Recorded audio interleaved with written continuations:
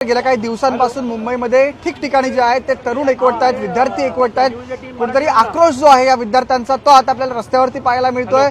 घोषणाबाजी देत आहेत, मोठमोठे फलक घेऊन ते इकडे येत आहेत. त्यांची सर्वांची एकच मागणी आहे, ती म्हणजे धर्मेंद्र प्रधान यांनी राजीनामा द्यावा. काल देखील शिवाजी पार्कमध्ये मोठ्या प्रमाणात जो आहे तो प्रोटेस्ट किंवा आंदोलन करण्यात आलं होतं आणि आता देखील जवळपास 50 ते 60 तरुण या शिवाजी पार्क परिसरामध्ये एकवटलेले आहेत. त्यांची इथे थोड्या वेळापूर्वी घोषणाबाजी देखील सुरू होती. अजूनही फलक जे आहेत ते घेऊन इथे आलेले आहेत. मात्र त्यांच्यामध्ये एक हायलाईटचा विषय म्हणजे काही लोक जालन्यावरून इथे आलेली आहेत. एका संघटनेचे ते आहेत, तर त्यांनी सदाभाऊ खोत यांचा जो पोस्टर इथे आहे तो इथे आणलाय. त्याला लाथांनी मारलं, त्याच्यावरती शाई फेक केलेली आहे. नेमकं यांच्याशी संवाद साधू. तुम्ही असं का केलं, नेमकं कारण काय? दादा कुठून आलात तुम्ही? आम्ही जालन्यावरून आलोय. हां, तर याचं कारण विषय असा आहे, हे दोन दिवसापूर्वी हा भाजपचा आमदार काय म्हणतो की दिल्लीमध्ये जे बसलेले विद्यार्थी आहे ते आतंकवादी आहे. अरे हरामखोर सदाभाऊ खोत, तुला जर जनाची नसेल मानाची लाज असेल तर 24 तासामध्ये तू माफी माग. पुरं भारताच्या विद्यार्थ्यांची हे भविष्य आहे भारताचं आहे.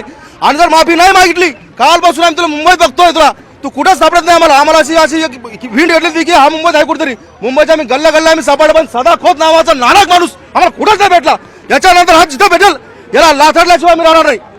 तुम्ही सुद्धा जालन्यावरून आलाय, काय कशासाठी आलाय? काय त्यांचं असं नेमकं वक्तव्य होतं की तुम्ही त्यांच्या पोस्टरवरती जे ते शाई टाकली? त्यांनीच सांगितलं की विद्यार्थी आतंकवादी.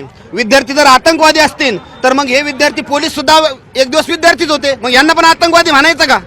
मग जर विद्यार्थ्यांना आतंकवादी म्हणत असेल, उद्याचं जर हे भवितव्य जर कधी तुम्ही आतंकवादी म्हणत असाल तर त्या ठिकाणी हा हरामखोराला आम्ही शाही टाकून या ठिकाणी आज त्याचा निषेध नोंदवत आहोत. आणि हा जो काही हरामखोर आहे हा जर मुंबईत कुठेही दिसला तर या ठिकाणी आम्ही याला सोडणार नाही. आणखी काही लोक आहेत तिथे. दादा तुम्ही कुठून आलाय की तुम्ही इकडचेच आहात? आम्ही इकडचा रहिवासी आहे. मी राहायला नायगाव दादर ईस्टला राहिला आहे. माझं नाव जगदीश खमितकर आहे. साहेब, मला एकच सांगायचं आहे, आमच्या मुख्यमंत्र्यांना हात जोडून म्हणायचं आहे, सदाभाऊ खोत सारखे असे नेते तो तुमच्या पक्षामध्ये कसे येऊ शकतात? सांगा साहेब. आम्ही का आतंकवादी आहोत का? आम्ही आतंकवादी आम्हाला जिवंत का ठेवलंय? घाला गोळ्या, आम्ही आहोत उभे इकडे. आपण पाहतोय पोलिसांनी देखील इकडची गर्दी थोपवायचं काम सुरू केलेलं आहे. आता पोलीस मागे गर्दी जमा झाली होती, ती गर्दी आता हटवताना आपल्याला पाहायला मिळत आहेत. जवळपास 50 ते 60 विद्यार्थी या संपूर्ण परिसरामध्ये गेल्या तासाभरापासून उभे आहेत, घोषणाबाजी करतायत. अजून एक तरुण आपल्यासोबत आहे, घाटकोपरवरून आलाय. कोणत्याही राजकीय पक्षाचा तो तरुण नाहीये, एक विद्यार्थी आहे. मित्रा, नाव काय तुझं आणि कशासाठी आलाय? माझं नाव सर, नमस्कार, माझं नाव विनीत जाधव. मी आलो आहे घाटकोपर बेस्ट वसाहतमधून. आज एक विद्यार्थी म्हणून आणि एक तरुणांना आणि एक तरुण पिढी म्हणून आणि एक देशाचं एक उज्ज्वल भविष्य म्हणून आम्ही या लढ्यामध्ये उतरलो आहोत. आम्ही कोणत्याही राजकीय पक्षाचे नाही किंवा काय नाही. आमचा धर्म आमच्या घरापुरता मर्यादा. इथे एक भारतीय म्हणून आलेलो आहोत. सर, आता 28 दिवसानंतर होणारा जो 15 ऑगस्ट हा सर राष्ट्रीय सण आपल्या देशामध्ये आपण स्वातंत्र्य दिन म्हणून साजरा करतो. या देशाचं ध्वजारोहण करण्याचं किंवा हा तिरंगा फडकवण्याचा अजिबात नरेंद्र मोदींना अधिकार नाहीये. कारण यांनी या देशाच्या युवासोबत आणि या देशाची जी युवा पिढी आहे त्यांच्यासोबत यांनी खिलवाड करण्याचा आणि त्यांना दहशतवादी विरोधी त्यांच्याबद्दल त्यांनी कारवाया केल्यात. त्याचप्रमाणे सर एवढंच नाही, महाराष्ट्राचे उपमुख्यमंत्री तर त्या दिवशी सरळ असं त्यांनी वक्तव्य केलंय, कोण सोनम वांगचुक कोण? तसं आम्ही पण म्हणतो एकनाथ शिंदे कोण? काय त्यांचं या महाराष्ट्रासाठी योगदान आहे? ज्या व्यक्तीने आपल्या स्वखर्चातून, आपल्या कल्पनाशक्तीतून व आपल्या क्रेडिबिलिटी आणि अकाउंटेबिलिटी या प्लॅनिंगमधून त्यांची लडाख सारख्या या प्रदेशामध्ये त्यांनी खऱ्या अर्थाने खूप चांगल्या प्रकारे डेव्हलपमेंट आणि तरुणांच्या हाताला रोजगार देण्याचं काम केलं. आज त्यांच्या पाठिंब्यासाठी, आज त्यांच्यासोबत जर अभिजित दिपके सर हे जर उभे असतील तर मी आज घरात बसून सर माझा काही उपयोग नाही. मला देखील या लढ्यामध्ये बाहेर पडलं पाहिजे असं तुझं म्हणणं आहे. अजून एक दादा आपल्यासोबत आहे. मित्रा, नाव काय? माझं नाव मंदार आहे. मी ठाण्यावरून आलोय. माझा बीजेपीच्या बाणगोळ्यांना एकच म्हणणं आहे की हे आंदोलन फक्त आणि फक्त नीट पेपर फुटी विरोधात आहे. तुम्ही याला वेगळा वळण देऊ नका. हिंदू, राष्ट्रवादी हे सगळं काही करू नका. तुम्ही फक्त आणि फक्त पेपर फुटीच्या विरोधात उभे राहा. नाही राहिलात तर उद्या हेच तुमचे पेपर फुटीमध्ये पास झालेले डॉक्टर तुमच्या घरच्यांचा ट्रीटमेंट करतील आणि तेव्हा पुढे काही झालं तर तुम्ही सरकारला दोष देणार. त्यामुळे एकच सांगणं आहे की फक्त पेपर फुटी विरोधात उभे राहा. बाकीचं आंदोलन काही घेणं देणं नाही. तुला अजून काहीतरी बोलायचं?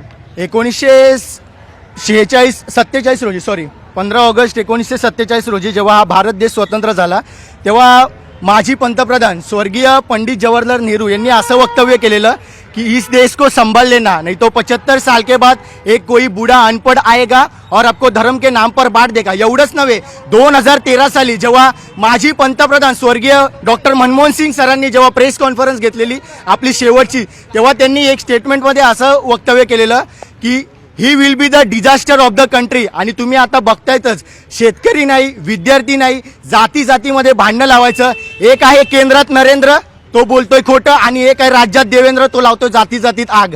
हे असं माझं ठाम मत आहे. बरं, आपण जर पाहिलं तर कुठेतरी रोष आपल्याला पाहायला मिळतोय. नरेंद्र मोदी असतील किंवा राज्यात देवेंद्र फडणवीस असतील, एकनाथ शिंदे यांचा देखील उल्लेख या तरुणाने केलेला आहे. पण आता त्याचसोबत आणखी एका नेत्याचं नाव याच्यामध्ये आलेलं आहे, ते म्हणजे सदाभाऊ खोत यांचा पोस्टर आपण पाहतो इथे पडलेलं आहे. त्याला काळ्या फासलेलं अनेकांनी पोस्टरवरती जे आहे ते चपलेने लाथांनी देखील मारलेलं आहे. त्याच्यामुळे कुठेतरी जो रोष आहे नागरिकांचा, जो रोष आहे विद्यार्थ्यांचा, तो अशा प्रकारे जो आहे तो व्यक्त केला जातो. आपण पाहतो की कशा प्रकारे चपलेने इथे मारण्यात येत आहे पोस्टरवरती. आणि हा उद्रेक आहे खरं तर तरुणांचा, हा उद्रेक आहे जनतेचा.